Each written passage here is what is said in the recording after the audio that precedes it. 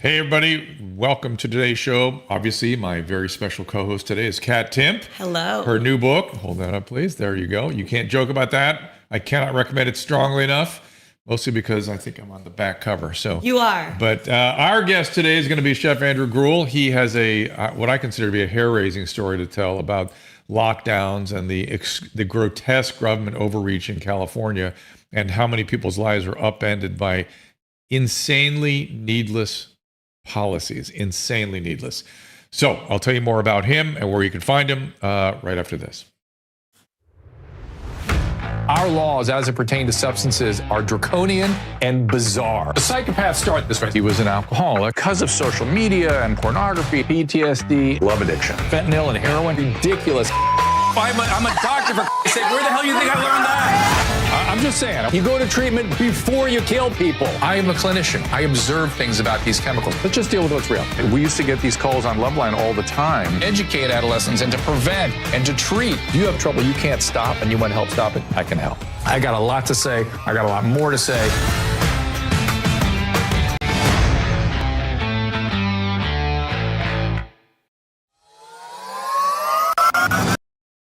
I want to share with you a teeth whitening system that goes beyond merely enhancing your smile. Primal Life Organics Real White Teeth Whitening System offers convenience and rapid results without harsh chemicals.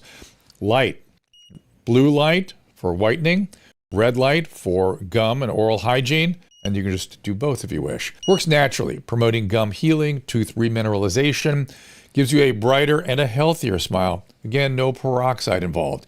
Consistent usage yields remarkable results. Take this opportunity to transform your smile and at the same time, optimize your oral health. Aim for 5 times a week for the best outcomes. Discover more about this remarkable teeth whitening system and other products at drdrew.com/primal today. That again is drdrew.com/primal. Be sure to use that link for 60% off. drdrew.com/primal. Do it today for 60% off. You can spend thousands of dollars trying to look a few years younger, or you can skip all of that hassle and go with what works. Genucel Skincare.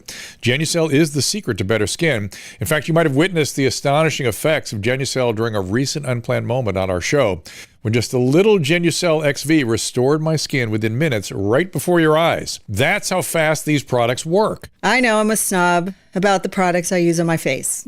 Everybody knows it. Every time I go to the dermatologist's office, they're just rows and rows of different creams. And then when I get to the counter, they're overpriced. All kinds of products that you can all find at Genucel.com. Susan and I love Genucel so much, we've created our own bundles so you can try our favorite anti-wrinkle treatments, correcting serums, and ultra retinol creams. Just go to Genucel.com/Drew. Use the code Drew for an extra discount and free priority shipping. Again, that is Genucel.com/Drew, GENUCEL.com/DREW. So as I said, Kat Timpf in here co-hosting with me today. We are in New York City. I suggest you run out and get her books. You can't joke about that. Should I do this again? Do it again. I'm not very good at this. Tell them why you can't joke about that. Oh yeah, this is a book about how you can joke about everything, and all the dark stuff people tell you not to joke about is the most important stuff to joke about because that's how you get through it. And you'll see Kat on Dr. Drew After Dark coming soon, where she talks in grotesque detail. Grotesque is the word for it. Grotesque detail about some of the things she has been through that she jokes about in this book. Yes. And how shall we sort of tip our hat to what it is that's in there? Just say that her plumbing got externalized and disconnected, and some shit went down, quite literally. And out. So we are joined today by Chef Gruel. He has a terrible story of being forced, like many restaurants, to shut down. He started a fund in December 2020 to raise money for out-of-work restaurant workers, raised over $230,000 in the first 3 weeks. You can follow him at Chef Gruel, Gruel, on Twitter. By the way, Kat is the real CatTimpf.com, and also CatTimpf, KATTIMPF, on Twitter. Let's see if I left anybody else for anybody. Gruel is also on Rumble and YouTube. Andrew, welcome to the program. Thank you so much for having me. I appreciate it. So what did I see you on recently? It was some pod, and I thought I must talk to him because it just brought me back to the dark days of California lockdown. And literally, I was doing a nightly news broadcast during that period on Fox 11, a local, Fox affiliate, not a Fox News, like Right. she said, is a Fox network thing, and think Family Guy, that sort of thing. And I just remember thinking to myself, like a year in, I kept obsessing about the businesses around Disneyland. I kept thinking there are all these businesses around Disneyland, all these thousands of employees, thousands of businesses, and they are being destroyed. Right. The lives are being destroyed. In Florida, Disney World, wide open. All those businesses doing fine, at least surviving. And in California, they're being choked to death. And you were one of those businesses. Tell the story. Yeah, so when they shut everything down, it was just pandemonium from a financial perspective. You've got bills to pay. Obviously, it's a cash flow business. It's a register business. And there was no pause on any of the bills. There was no pause on the landlords coming after. There was no pause on payroll, taxes, et cetera. So for us, it was just about trying to figure out how we could get through day by day. I had 8 restaurants in Southern California, but I also had a franchise system across the country. So as a franchisor, I was dealing with all the questions from the franchisees and trying to understand financially how we could support them. But we're just kind of a small franchisor strapped with cash. But as I mentioned, it was about the team members, right? We didn't know what we were going to do with all of our team members, how those employees were going to be financially, kind of supported through this whole process. So for us, it was just about, okay, what can we do to cook the food that's on our shelves, support our employees, and then get through this theoretical 2 weeks to slow the spread. Yeah, it was not 2 weeks. I was here in New York the whole time, which a lot of people left. I couldn't leave. And one thing that would drive me nuts is I still had a job and I'd be on TV and people would be asking me about it. And I would see other people at times saying the whole just stay home thing. And saying stay home means just close your business, just don't make any money, and just somehow still be able to survive. Well, it was even worse. The rhetoric was, first there was if one is in danger, we're all in danger. Remember that rhetoric? You're a murderer. Yeah, you're a murderer if you do anything. But just stay home was, hey, you're much more concerned about money than the well-being of other people. We're all in this together. Aren't you worried about other? And I kept saying, for God's sakes, if lockdown was the answer for something that was going to kill everybody, of course, it is neither the answer nor are the vulnerable being protected. Right. It was just unreal, and yet destroys lives being destroyed because of, frankly, models. I hope everyone got the message that modeling, epidemiological modeling, all those things, that is not only not a science, it is closer to divining rod in terms of, predicting the future. These are, and to have millions of lives upended and destroyed because of it I just couldn't get over it. And then they decided to close the schools. And to me, there's literally footage of me on TV going, why are you doing this? Yeah. Who told you to do that? We just think it's the right thing to do. Really, the right thing to do. You couldn't predict what was going to happen if you did that. So, okay, so now it's going on week 12. What's happening with your restaurants and employees? Well, see, this is where I think people don't understand kind of the granular element of what was going on with businesses, is that right when they shut everything down, there was no relief for anybody. And then even when the PPP program or the debacle was launched, nobody got money from that until probably 8 to 12 weeks later. All of the employees within the industry that were let go because nobody's business was open, we actually did remain open, and we ended up cooking for all of the first responders. We kept our restaurant open, and then we continued to pay our team members. But those team members that got let go from other restaurants, they couldn't get unemployment benefits. If you recall, in California, $70 billion of unemployment fraud. So when they said, oh, well, don't worry, you're going to get approved for unemployment, they didn't get those checks for, in some cases, 8 to 9 months afterwards. So nobody had cash. There was no money available for anybody to live their daily lives. That's what I think people forget about. And then even those businesses that shut down in the first 4 to 5 weeks, they weren't allowed to apply for that PPP money or the employee retention credit because they were already closed. So it disqualified them. And it's that first tranche of restaurants that have now forever been forgotten about that I think has still been kind of left in that black hole.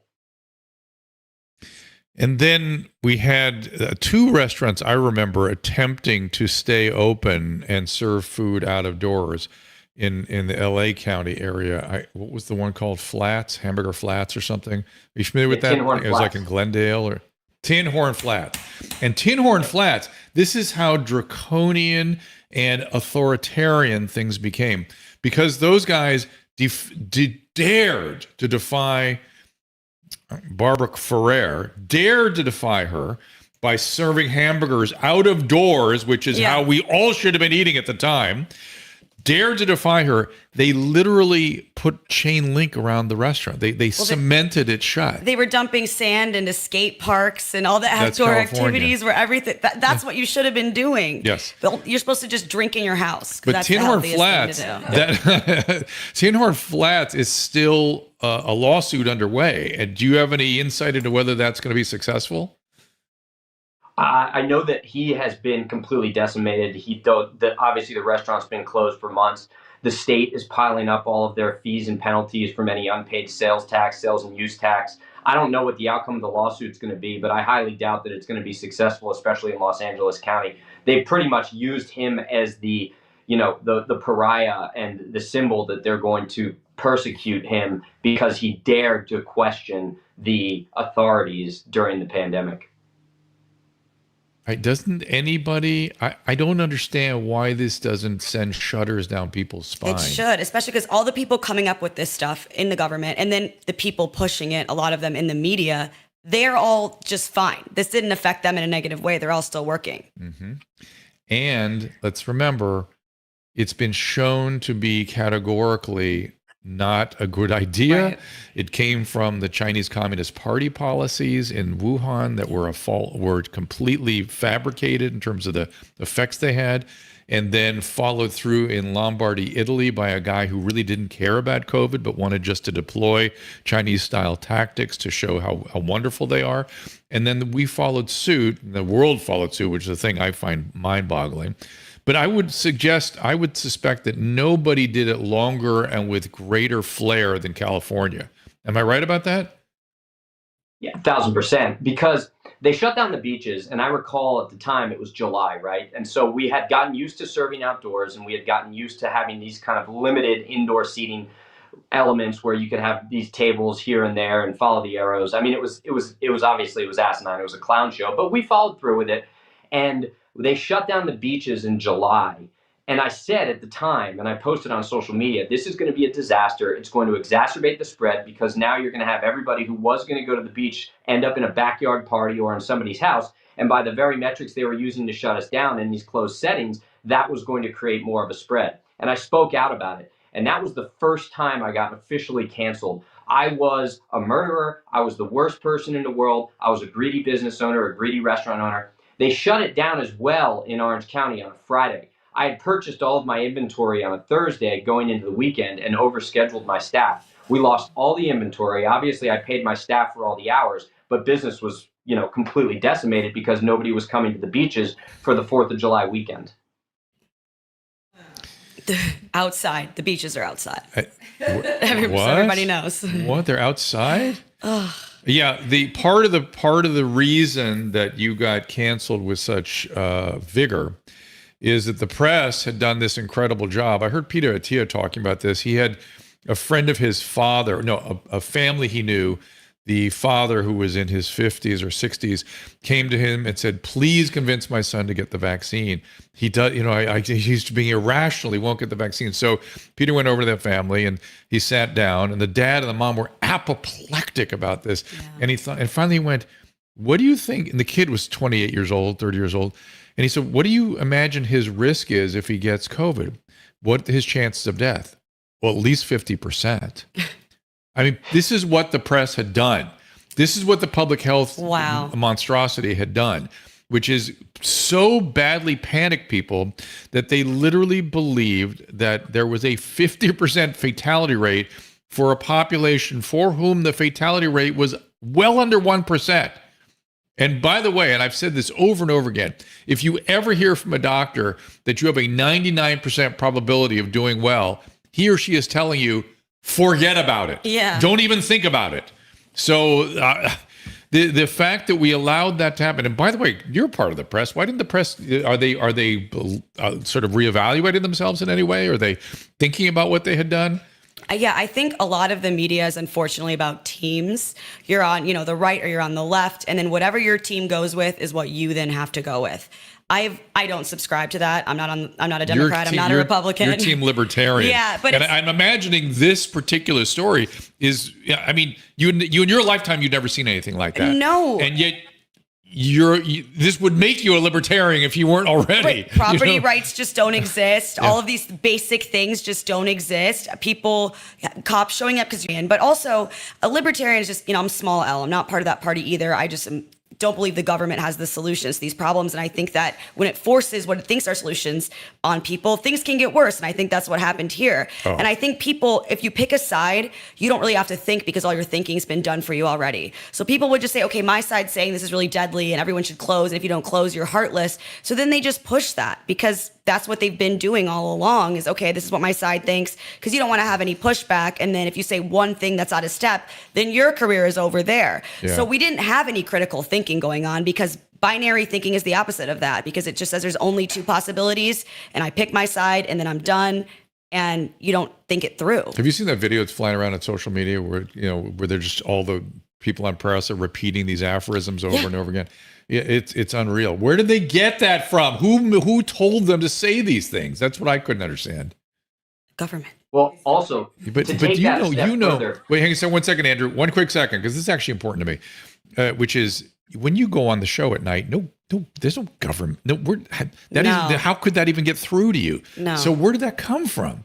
No, I mean, I can say whatever I want. Yeah. I just think that a lot of people, I think social media makes it worse, right? Because if you're on a certain channel, then maybe there's a certain viewpoint that your audience has. And if you hear these weirdos who go after you for saying something, which again, I don't know anybody in my real life who is going after strangers that they see on TV, right? That's a weird thing to do, but you can internalize it and you could think, okay, I don't want to upset these people who are my base, and then I'll be done. They're mobs, they're crazy. And it's a small percentage of the population that's even on Twitter at all, but it can feel big when you're on there.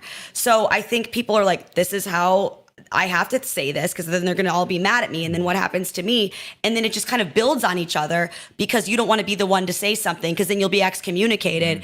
And so nobody stopped to say, hey, this is legitimately insane. It's legitimately insane. Andrew, I'm so sorry I interrupted you. Please go right ahead. Well, no, what I found fascinating through the pandemic was what I noticed is there was this social phenomena that when sports were shut down, all the people whose lives were based around fantasy football, the games, the drafts, the, sports betting, everything, they turned that need for competitive, rigging and rooting to politics. So I had friends who knew nothing about politics, but were hardcore sports fanatics who suddenly were picking sides because it was like a sports game and they wanted their side to win. So I think it's interesting that the lack of sports in society turned so many people. It was like, instead of having, the jersey with, Aaron Judge on the back of it, it was like Nancy Pelosi, right? That was their player. That was who they decided to root for, or Donald Trump. Woo! Plus, they're just stuck in their house. I mean, I've never spent more time. And again, all the liquor stores are open. People are just in their house drinking. What can go wrong mentally? The dispensaries are open too, so we can continue to distribute. Crossfaded. So, but and you were stuck in the city. You were stuck in this city during all that. It must have been very bizarre because a lot of people left. Everybody left, and I was still working here. And I remember the only people that seemed to be having a good summer were the people who were doing drugs on the street. And I considered it. I was like, Cam, to my husband, I was like, should we start shooting up? They're having a great time. We're not having a great time. What's to stop us? We ultimately decided against it. We traveled a lot during COVID and did not get COVID from planes. I got it from running around a hospital trying to get the vaccine. But I remember coming here a couple times and I literally felt like somebody walking around Machu Picchu or something going, once there was a great city. And one day everybody left. They just vanished. Everybody's out. Because it was empty in this town for 6 months or so. And again, New York, the reality is New York did get hit pretty damn hard, fast and swift. The whole thing was really kind of over here pretty quickly. The problem is that the living environments and the hallways and the way the elevators are set up are like designed for a pandemic. Like if you want to make a spread a virus, go uptown here and live in some of those buildings. I really blame some of the elevators and things. Yeah. Susan was in one today. But, again, back to California, which something you tweeted about, Andrew. And by the way, am I getting the pronunciation of your name right? Is it like Gruel? Gruel, like the porridge. People think it's a stage name because of my career, but it's real. I thought it was. I was guessing that you had a tough time with, because gruel was sort of not the most appetizing. Yeah, was not always the best, the best part of the meal, right? Yeah. I think it's cute. Oh, Susan likes it. So I just want to make sure I wasn't calling you Gruel the whole time, and it was something. No, it's Gruel. How dare you? Okay. But back to California, where things were just so ridiculous and so disturbing. We used to go to. Oh, you tweeted that one of the great sort of affronts during the pandemic was all this insane rhetoric coming out of Sacramento, which, for people who don't know, is actually the capital of California, and it's as insane as, if you don't know it, the fact that that is our capital is just an astonishment. But there it is. The governor goes to dinner in Napa Valley with 22 friends at the French Laundry in a enclosed space. Gets it documented on social media, and then claimed they were out of doors, and then it was clearly documented they were not. They were indoors. And at the time, you tweeted that there was limitations on how many people could gather. You couldn't go to somebody's house. And here are the leaders doing whatever the hell they damn well please. Yeah, and that was emblematic of, I think, what was happening across America with all of the leaders. All we saw was hypocrisy after hypocrisy. Nobody followed their own rules because they knew they were asinine. They knew they were absurd. Nobody actually, put policies in place that seemed reasonable. They were just draconian. But the thing about Governor Newsom is that, number one, his wineries were allowed to open. Number two, he lied to everybody. And then he got busted, and he kind of doubled down on the lie. He never really accepted responsibility for lying, and nor did he backpedal on any of these crazy policies. Then he shuts down outdoor dining, 75 degrees and sunny in December, going into the holidays when people already don't have enough money to get, to pay rent, to buy Christmas gifts for their family. He shuts down outdoor dining, and in the same breath says, oh, and by the way, we have no unemployment benefits because of the fraud. We'll have it under the new administration come February. So everybody's going to lose their job. Nobody can open their restaurant, and we can't give you any money. You know what New York did that I thought was messed up right before the holidays? They closed down everything, but they said, almost like they were being nice, but you can have outdoor dining in New York in December. Like, that's a viable option for anyone. Perfect. Oh my gosh. Well, at least they tried. Is that trying? Not really. I'll grant you that.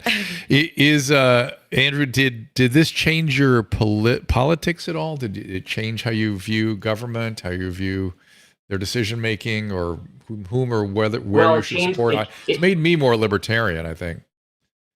It changed how vocal I was about it. So I was always involved in politics. I was I was in youth and government, Model UN. I volunteered for senators growing up in high school, but I always kept my mouth shut. And when I got into the industry, I continued forward with this kind of, as Kat says, little L perspective on life.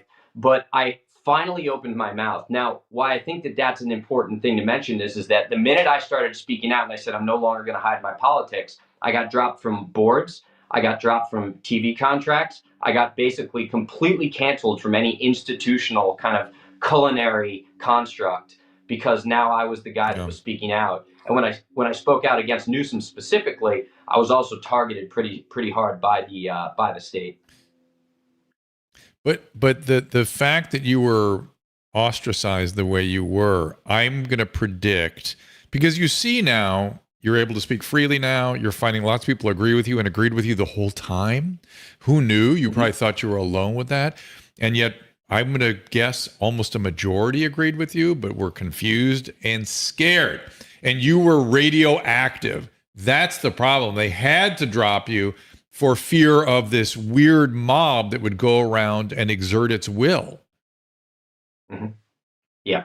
So when it was pretty fascinating, because I remember when Newsom shut down outdoor dining, I did a real quick video and it went completely viral. And in the video, I said, I'm not the a-hole, Newsom's the a-hole. And it was like plastered all over New York Post. Celebrity chef calls Newsom an a-hole. It was all over the place. And immediately we started getting all of this, all these calls from people in the restaurants. I'll never come and eat at your restaurant again. We're canceling you. Just, the complaints. They had to shut down my Yelp page because I was getting canceled on Yelp. And I said to my wife, now we had just had a baby, right? This was our fourth child. And we're trying to juggle the restaurants. Any excess capital we had, we were giving to our employees and our team members to try and help them out. So we were pretty cash strapped. And my wife was like, you made a mistake. We're going to get canceled. This is going to be horrible. I said, just go with it. The next week, our sales went up 15x. So for every single person that was calling and complaining, we had people driving an hour and a half to come to our restaurant just to support us. We had people calling in saying, run my credit card for $1,000. I just want to support your business. Oh my goodness. Isn't that interesting? We did that during the pandemic. We went down to Dana Point where the sheriff refused to enforce the lockdown. I don't know if you had any restaurants in Dana Point, but things were just operating as usual there in the restaurants, and we appreciated it so much. We went down regularly, supported, and we continue. We go back to those restaurants now to offer our support. Yeah, it was Orange County. The Orange County sheriff overall, he wasn't going to support the outdoor dining ban. So we left our outdoor dining completely wide open. We still had limited seating indoors, so it's not as if we were completely giving the middle finger to the authorities. But what we decided to do at that point was I was getting so much attention, and I had so many issues with the team members from other restaurants that were fired. I said, look, we're not going to grift off of this. Why don't we start a fund to raise money for struggling and out of work restaurant workers? And we will then, we'll pay off their rent, $1,000 per person. We figured we'd raise like $10,000 and that would be it. Well, this thing just absolutely blew up. We ended up raising over $500,000 and distributing it in $1,000 checks to people across the entire country. That's amazing. Yeah. And anybody who's a regular viewer of this stream and podcast, or if you are not, do check out Paul Alexander, where he describes the social distancing policies and how they were arrived at.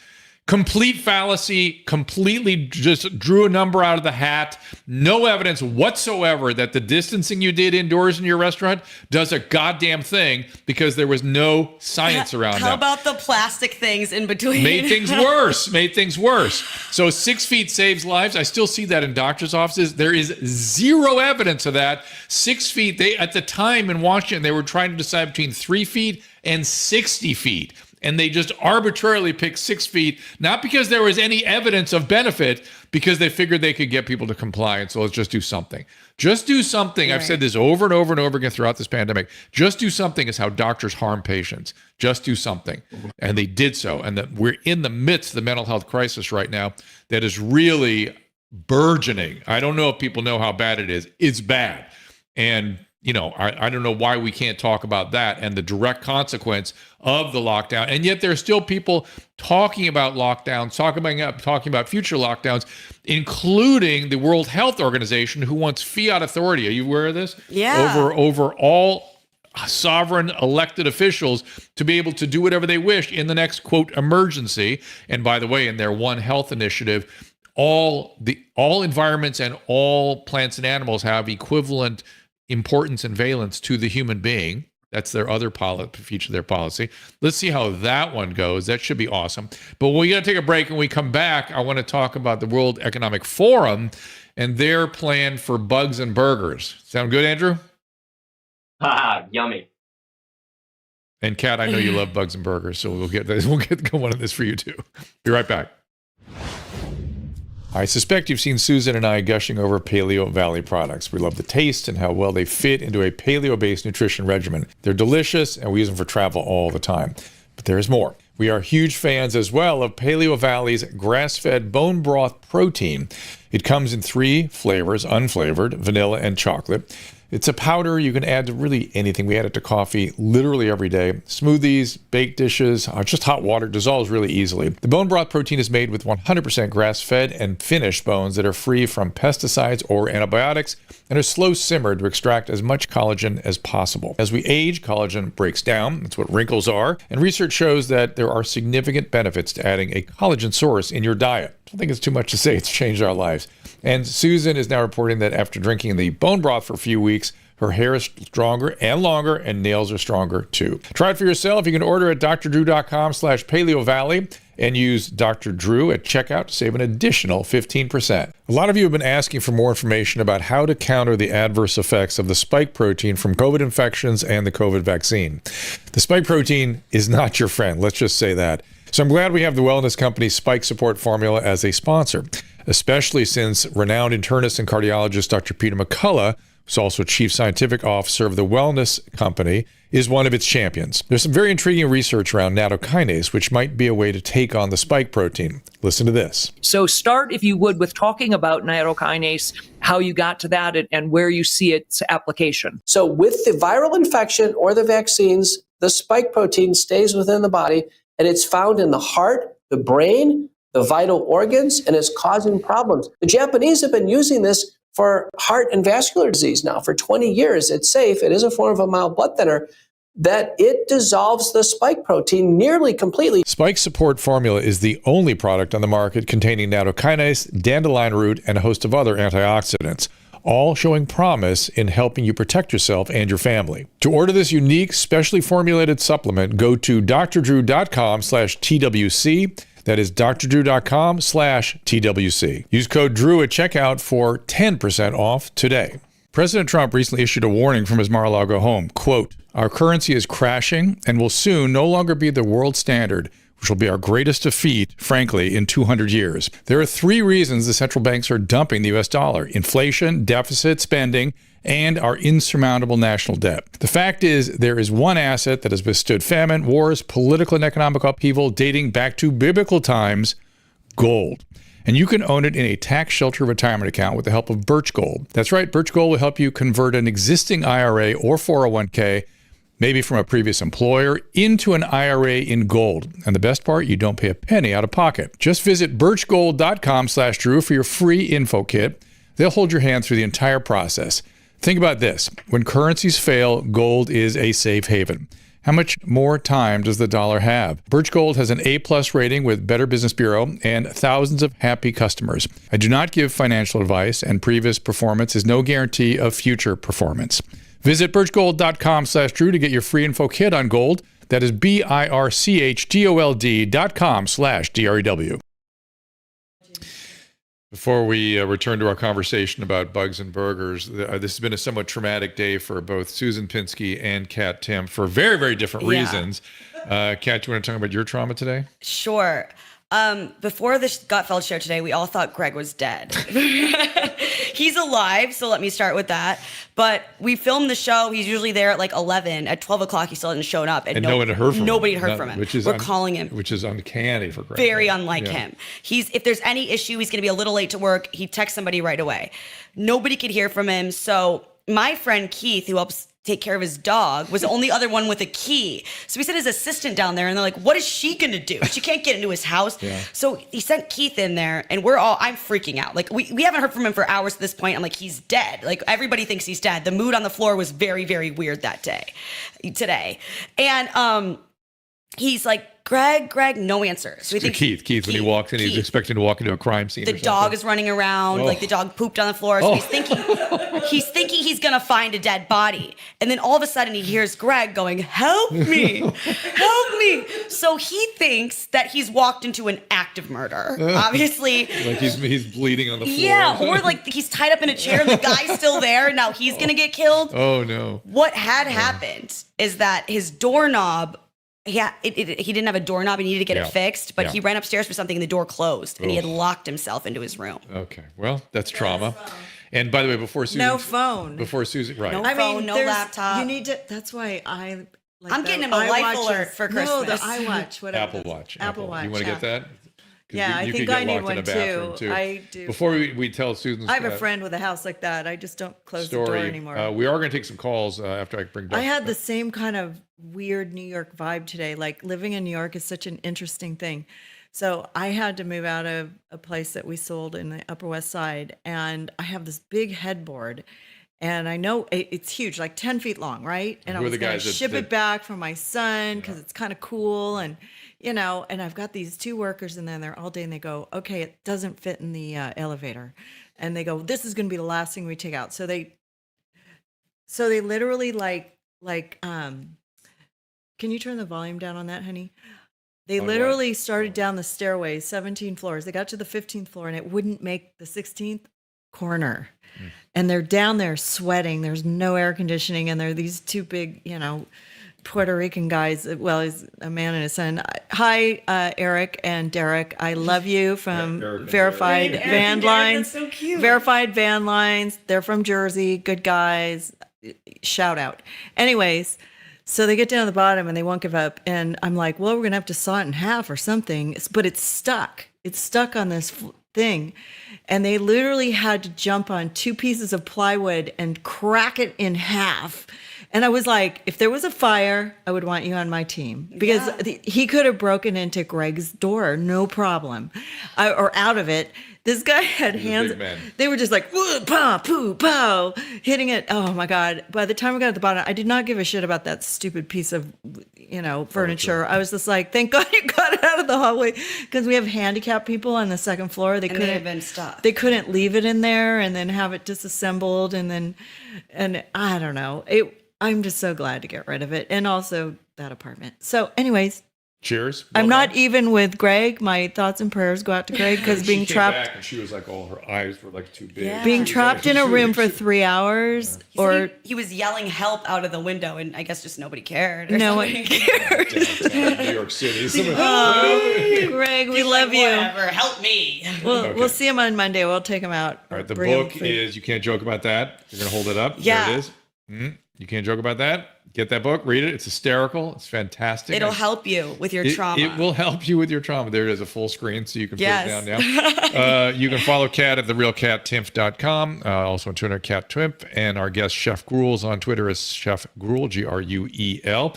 We will be taking some calls at some point here, so I see some hands up. We'll call you up to the platform at some point, and you'll be streaming on multiple sources, multiple sites if I do pull you up there. So bugs, WAF, and bugs and burgers. What's going on there? Why do they want us to eat bugs so badly? Well, they want us to eat bugs because they claim that all of the protein that's in our diet right now from, effectively commercially caught seafood, but more specifically land-based cattle, chickens, are producing carbon and methane, which is hurting the environment.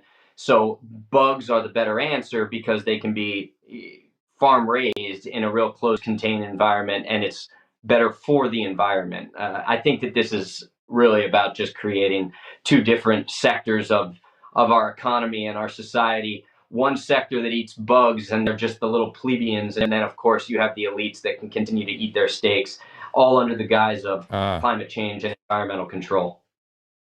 Oh, interesting.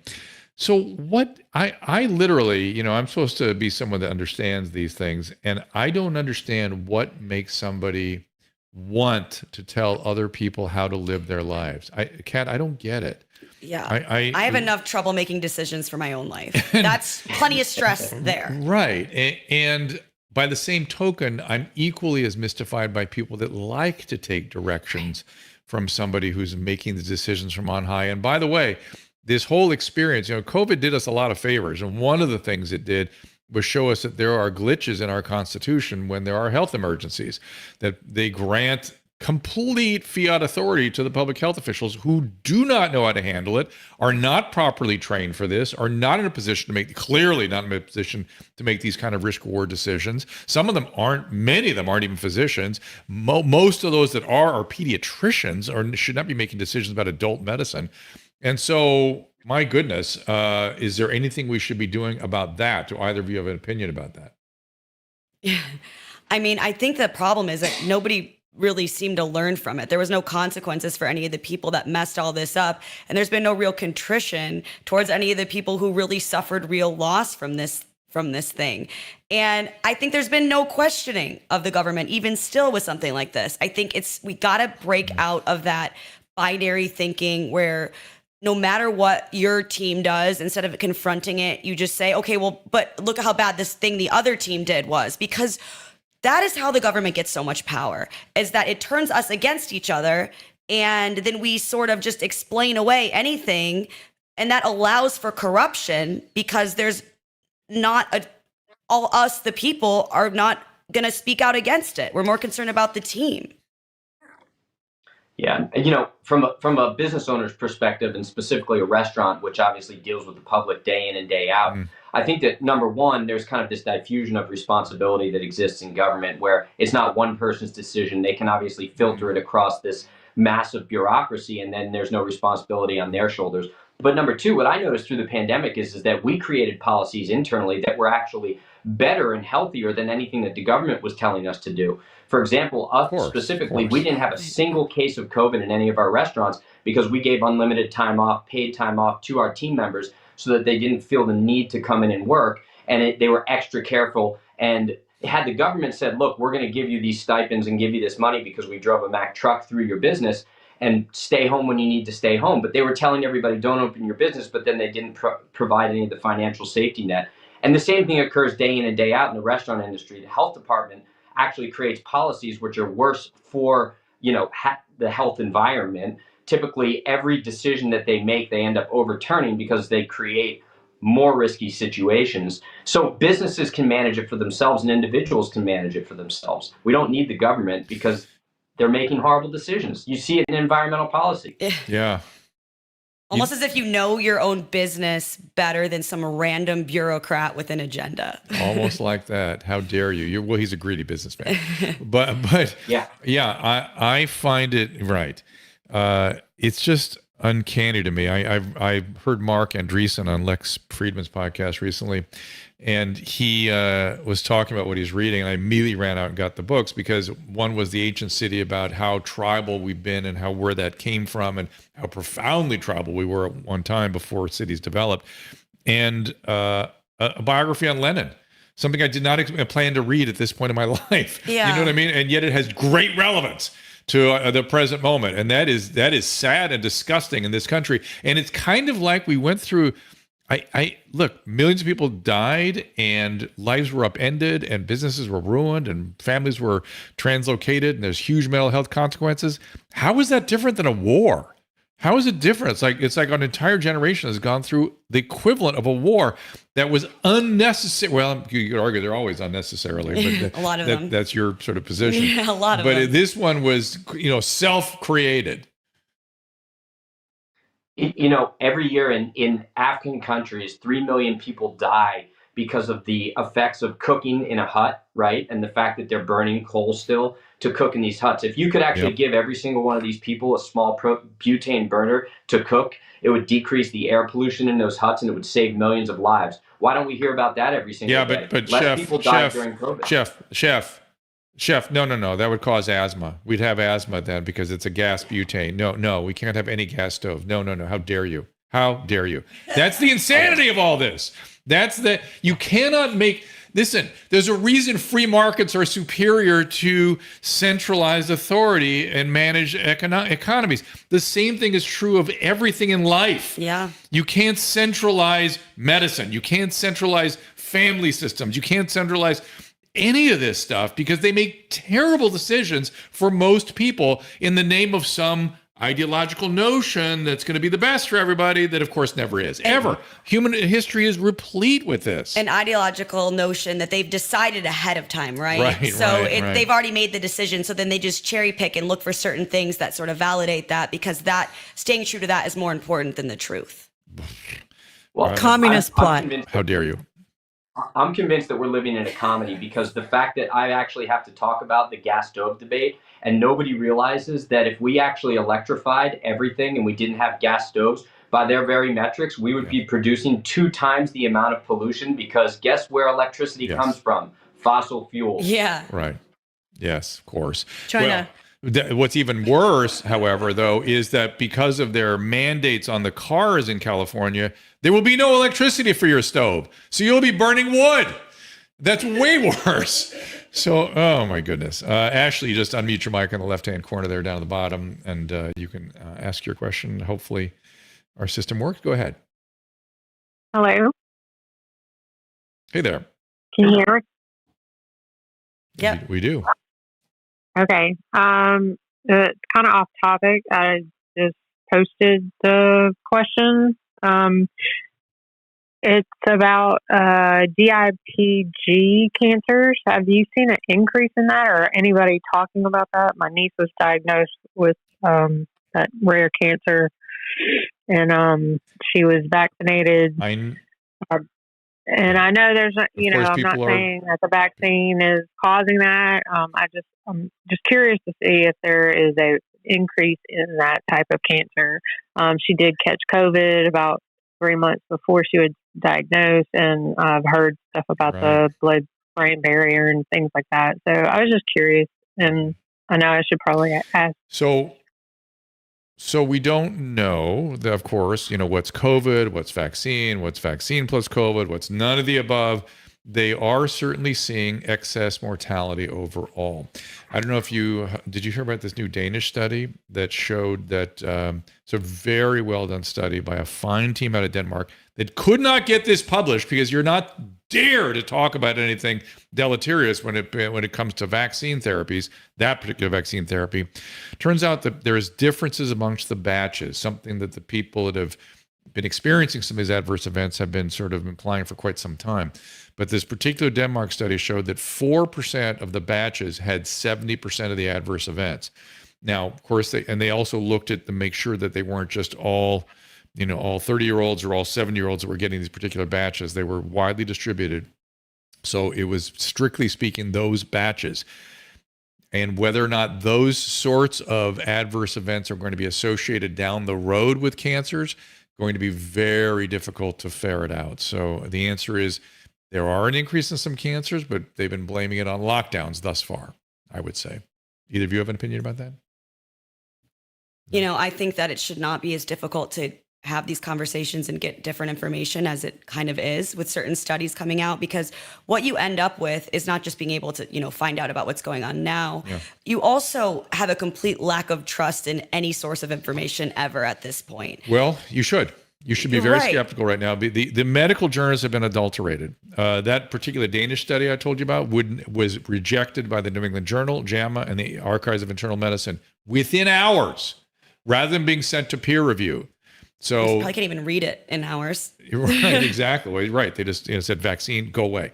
And look, I don't know that this is so, but RFK has raised this question because something like 70 to 90% of the journal revenue comes from the pharmaceutical companies. Could that be why they're so biased? I don't know, but it certainly looks bad. And RFK has said that his first order of business is going to be to call in the three majors, which is JAMA, New England Journal, and I forget who the third one was, or was Annals or something, and say, you handle this or I'm going to prosecute under RICO laws. Because this is a mob. This is a RICO situation where they are preventing the usual back and forth. I could tell that there was something wrong with the literature because it all only went one direction. And medical literature always goes back and forth until we can kind of reach a consensus of what we're dealing with. And that takes time. And it usually fits the clinical situations that we're seeing as well. None of that was true. It was just one direction and one direction only, and still is going that way too. Although there are some, as I pointed out, there are some courageous journals like my favorite, Annals of Internal Medicine, who are beginning to ask questions and show articles that aren't consistent with the narrative at large. Let me get one more question up here real quick. This is Fox and Friends. Yes, I know. Okay, unmute that mic and we're good to go. And there's all kinds of, Twitter Spaces has all kinds of weird little glitches in it, and that's one of them. There you are. Can you hear me now? Yeah, hey. We do. First of all, congratulations on the book there, Kat. That's cool. I wanted to talk to you. I haven't gotten it yet, but I intend to. Dr. Drew, would you consider yourself a boomer? Oh, for sure, for sure. Look at him. I don't want to make assumptions No, about but you your know what age. though? Yeah, but I'm saying almost 65. Yeah, we're on the tail end of the boomers, which is kind of an interesting place to be. We always saw, people that live on the cusp or born on the cusp of these generational changes. You sort of see things from both perspectives. And I remember when I was in high school, the class ahead of us, the teachers would all go, "Oh, that was the last class of the 60s. You guys are the 70s and 80s," which was the next generation, really. So why do you ask?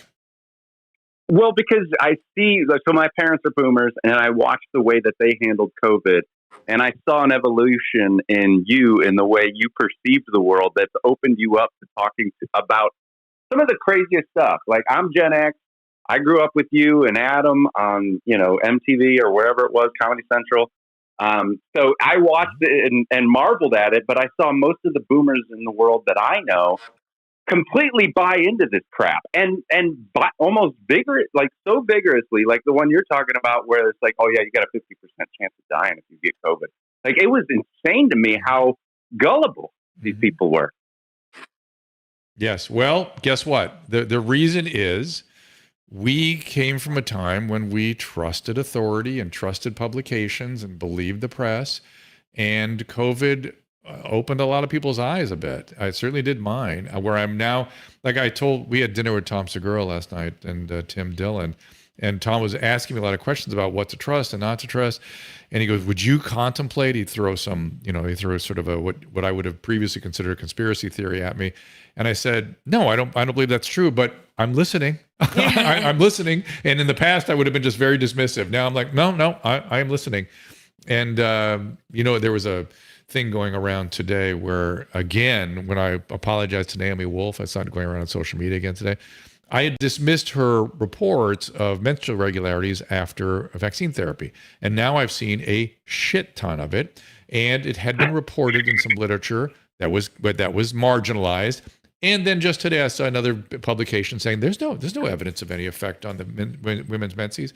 That's false. It does not fit the clinical situation. And so I apologize. I'm finding myself apologizing all the time now. Media? Where's the media? Well, She's sitting next to me. Well, yeah. If I'm not the media. You're not? No, but I want to know what you think. I honestly think that fear is a very effective tool for government, and I also think that it gets people to pay attention in the media. Gets money. So whenever I hear, whether it's like Patriot Act, this is to keep you safe. Yeah. This is to keep you safe, whether it's from Patriot Act, whether it's pandemic, whether it's, some of this new stuff going on with the bill to quote unquote ban TikTok, which really could easily destroy free speech on the internet. All of these different things. Whenever I see someone trying to make me afraid, I ask myself first, what's in it for them if I am? And I have a corollary to that, which at the moment when somebody gets silenced, I figure they have something to say now. Now I figure I may not agree with everything they say, but I figure they have something to say. Otherwise, why the vigor? Why everybody? And by the way, the playbook during the lockdown and pandemic was to pick people of highest academic and professional standing and crush them. Yeah. For having that. Those are the guys you should be listening to when they have alternative opinions. Not that they have to be right, but you have to listen. Chef, have you been sort of? You talked, the last time we let you speak, which was a few minutes ago, you told us a story about how the customer world was coming around to support you. Has the profession and the restaurant business and other people in and around your world equally stepped in now? Sadly, no. So I think that some people's eyes were opened, but then they immediately went back into their corners, back to the tribalization of politics in America. And I had people through the pandemic writing me privately saying, thank you so much for everything you did. Thank you so much for speaking out. Unfortunately, I couldn't, because then it would have affected my family and my livelihood, etc. Now, those same people are, back in their corners, and to them, it's modus operandi. Everything is normal. But I think that just goes to show you that everybody kind of gets back in their corners because there's a certain comfort level there. The people who are going to trust the institutions want to believe that. You don't even understand how many people come into the restaurant, have me come to the table on table side and make the decision for them as to what they're going to eat for dinner. They don't even want to make those decisions. And I know that's kind of a cliche relationship style joke. What are we going to have for dinner tonight? And then it takes 50 chances to actually get there. They end up microwaving, pizza pockets. But people don't want to make decisions. So they want to be told what to do. They want to be told what to believe. And that to me is the scary thing, because that's a deep, fundamental problem right now that doesn't necessarily reconcile with what we are, which is a constitutional republic that relies on liberty and our own free think. Yes. So what do we do? I mean, you're putting your finger on something profound. So other than education, other than discourse, is there an answer? Well, to me, obviously, I'm always going to tell you food is the great unifier. I think that you need to come up with methods or mediums of communication that everybody understands. Part of the reason that we were able to get manipulated is because we didn't understand the higher education related to immunology and COVID and science. Now, I joke about food because I'm being selfish, but when I try and explain the libertarian perspective to people, and I use this idea about buying raw milk cheese or local farms or buying or growing food in your own backyard, I say to everybody across the political spectrum, wouldn't you want to do that? They're like, of course I would. I want to support my local farmers. What do you mean I can't get raw milk cheese in the United States? And when I explain to them that the government is preventing us from doing that, and that it's actually an intrusion, not just in our liberties, but our health, they say, that's really interesting. I've kind of always been on the side of the government, but now I need to think about that. So if we can break it down into, conversations that people understand in their everyday life, I think it opens up their eyes a little bit more. Yeah, and speaking of conversation, I mean, my book talks about this a lot. I think people are afraid of making decisions in terms of what they'll listen to or what they'll talk about, because the consequences for just saying the wrong thing, asking the wrong question, intent doesn't matter anymore, even if it was accidentally or even if you were trying to learn, can be completely just, you're not allowed in the public square anymore now. It's terrible. Yeah. It's really ridiculous. I haven't brought this up in a few months, but I used to always bring it up, which is that Democracy in America, written by a Frenchman in 1825, named Alexis de Tocqueville. He said he had lots of very profound insights into the American system. And one of the things he noticed was we have the most explicit and free-ranging freedoms of speech prescribed by the law. But he then went on to say, but the reality of it in the public square is you have some of the most limited free speech because people will ostracize, come after you, whatever. And little did we know we would build a public square like social media where this is like full on in full display. I guess more conversation, more awareness, more discussion about the founding principles. But I never thought words freedom and courage would come out of my mouth so frequently as more recently. Welcome. Yeah, you say you're welcome. Yeah. But how did you get to libertarianism? Is that something that happened to you like in college? Because I've been writing about it a long time. Did something specific turn you? No, I mean, so my dad is pretty libertarian. I've always been libertarian. I think that it's just the fundamental view, and I think one of the main misconceptions about libertarians is that you don't care about certain problems in society. That's just you. But not caring is not the same as not believing that the government is the best way to solve it. That's right. Especially when you take into account what you're giving up if you let the government enter that realm. Yeah. There's been so many examples of things where the government says, okay, this is for this emergency, right? Yeah. And then a Patriot Act is the example that I often go to because everybody remembers hearing that. Everybody remembers hearing this is to keep us safe. And now it's obviously still there and is being used in so many other ways, which people like me and people were warning about. It can, once you give the government a little in, then they're able to use it for whatever they want. They don't give up power once you've given it to them. There are so many things that have just so many things that have opened my eyes recently, and by the way, I think we all should really hold the people accountable for the egregious outlying behaviors. Like if any of you work at the SoFi Stadium in Los Angeles, your operations manager, I think he's called, this guy he sounded like some sort of concentration camp commandant. He's like, we're on to you. Don't buy a popcorn and nurse it for 3 hours. Take your mask off and put it back on. Outdoor in a stadium. By the way, fast forward, the next day is the Super Bowl, and there's Magic Johnson with Governor Newsom with their masks off, partying in the indoor rooms, in the suites. And so, come on, you guys. They don't care about people. They care about points. They got into it. They got into it. And I want to know. I want to know more about who got off on this. We should be very skeptical of people who liked telling you how to live your life. It was something, I often got accused of because I was someone who was helping people stop doing drugs who needed help stopping. Not because I thought drugs were bad or nobody should do drugs. I was helping people that needed help. But just the idea that you would be telling somebody how to, live their life was met with constant acrimony. And now those are the same people that either were the ones telling people how to live their life or were enjoying listening to those people, which I step up, everybody. If you made a mistake, say it. Now's the time. I think, as you said, accountability, apologies, reassessments, conversation.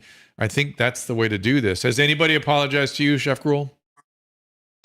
I've had a few customers who have come back and said, I don't fully agree with your stance. However, watching the way in which you helped so many people brought me back to you. And then I ultimately realized that you were doing a better job than the government. I mean, keep in mind, the government couldn't send unemployment checks to thousands of people who lost their job because of their decisions. Within 3 weeks, we were able to raise over $500,000 and distribute it in $1,000 checks. This is just me and my wife. We had a 3-week-old baby. We called every single person to do a background check on them because there was a lot of scammers. 3, 4 o'clock in the morning, Christmas Eve, I was driving around with my 3 kids in the back of the car, dropping off checks to landlords to pay people's rent. We were able to do that. We didn't need the government. And guess what? I'm still being audited because of the GoFundMe money that came in and went back out for my own personal taxes.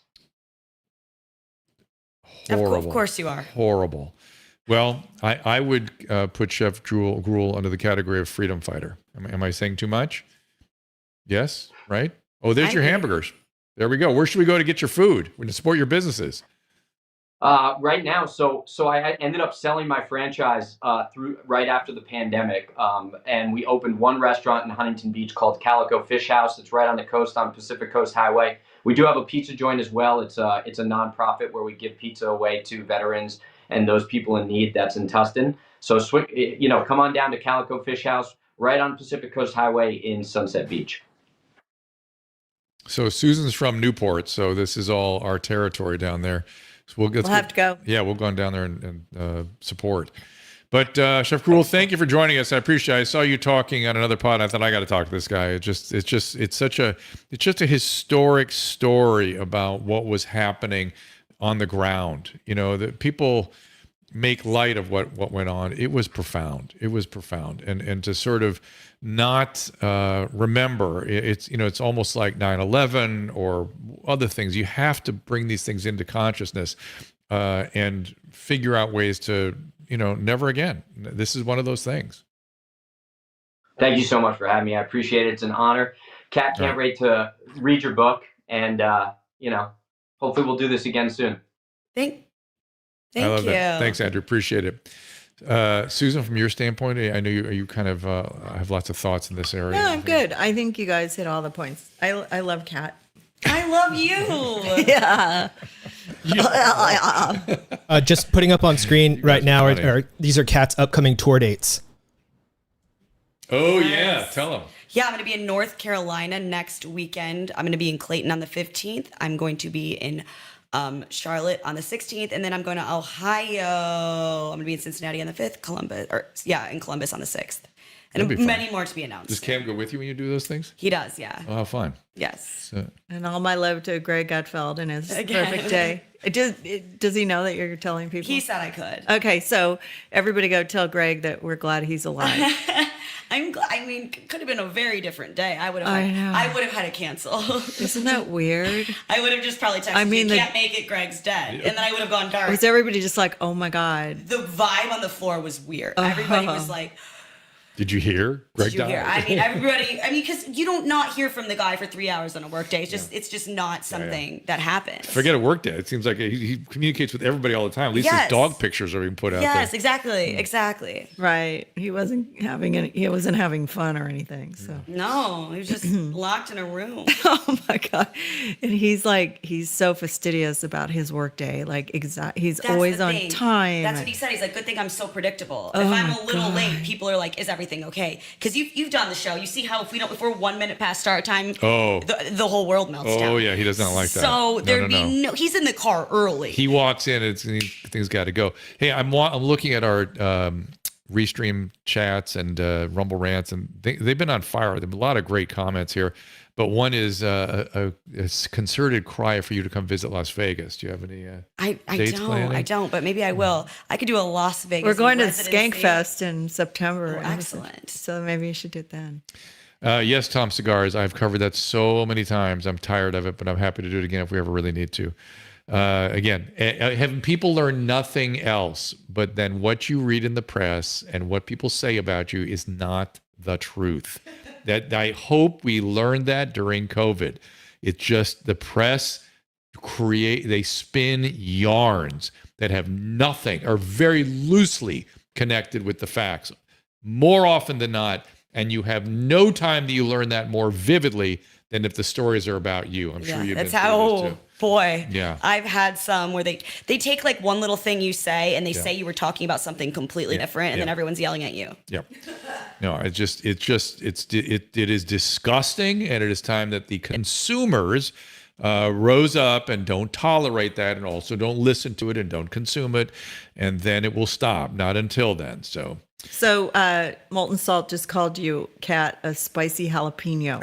I'll take it. As a Polish woman, I'm not called that often.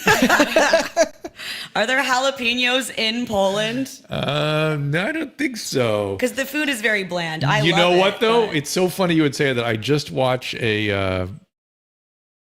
the other chef that walks around the world and is now no longer with us. Anthony Bourdain. Anthony Bourdain went to Warsaw. Yeah. And he was very sort of snooty about Polish food. Yeah. And he found wonderful meats and cheeses and really high level. It's a little bland. And No, it isn't. That's not the meats and cheeses, but the the sausages. That's the conceit, but it really apparently is a lot going on there. And he just started gushing about how much he liked the food there. So he needs to go to the Czech Republic. Czech Republic, he already is a fan of. All right, we've been rambling enough. We're going to, speaking of food, it's time to eat out here in this part of the world. I know, we're going to go out. Kat, thank you for being here as always. Thanks for having me. I'll see you on Monday at Gutfeld, and hopefully Greg will be alive by then too. Here's some of the upcoming guests. Dennis Rancourt in here with Kelly Victory next week. Mark McDonald is scheduled for July 13th. Time of day is yet to be determined for sure. Michael Yaden on the 19th. Steve Kirsch on the 20th. We've got some debates and some summits kind of we're working on, and some timelines with Tom Renz, who wants to do a show for you where he puts together all the evidence he has of this. You would love this, of the extraordinary transgressions during COVID, FOIA documented, and put a timeline together to see how everything fits together. Oh, that's amazing. I think I know about 70% of it, but I look forward to something like that. So until it's Friday, we'll see you on, help me everybody, it's Tuesday, right? We're going to be next. I don't know about your life like that. Sorry. You're going to be on Gutfeld on Monday, so you're going to be here on Tuesday. Wednesday. So and then we're going to go Tuesday, it's Mark buy McDonald. Gutfeld dinner and thank him for being here. Doorknob. I might get him a doorknob. Just take Jeff on Rumble said I am going to get him a life alert. you can teach him how to take the hinges off next time. Oh, that's all he had to do. Well, I know, but you need to have a screwdriver. His old buildings. His building's old. So. Yeah. So, okay. I don't know. Maybe Jehap can go move in with him. We appreciate you guys spending time with us. Thank you, Chef Gruel, for doing so as well. And we will see you on Tuesday with Mark McDonald. That is our plan. Check the time. We're zeroing because I have to travel that day. So hopefully we will get that pulled off soon enough. See you then. Ask Dr. Drew is produced by Caleb Nation and Susan Pinsky. As a reminder, the discussions here are not a substitute for medical care, diagnosis, or treatment. This show is intended for educational and informational purposes only. I am a licensed physician, but I am not a replacement for your personal doctor, and I am not practicing medicine here. Always remember that our understanding of medicine and science is constantly evolving. Though my opinion is based on the information that is available to me today, some of the contents of this show could be outdated in the future. Be sure to check with trusted resources in case any of the information has been updated since this was published. If you or someone you know is in immediate danger, don't call me, call 911. If you're feeling hopeless or suicidal, call the National Suicide Prevention Lifeline at 800-273-8255. You can find more of my recommended organizations and helpful resources at drdrew.com/help. Together with my wife for 6 years. She knows I like to drink. I've cut back mostly. I social drink. She doesn't, however, know that I do. That's around 2 to 3 times a month. Okay. Oh, weekly. It doesn't affect, right, that's weekly. It doesn't affect my day-to-day. I've never prioritized the use of alcohol or anything else. I sometimes feel guilty for not telling her. My last relationship where I was super open book never worked. I feel it's my healthiest relationship because we don't impose knowing every detail, but are still best friends. Well, dude, no name here, home here now, he says, you have burgeoning addictive pathology here. It's not bad. I mean, you're starting to get some momentum with alcohol and cocaine, and it is affecting your life, and yet you still can't stop. That's how you measure addiction, not so much by how much you use, but by its effect on you. And in spite of the effect, it continues to roll on.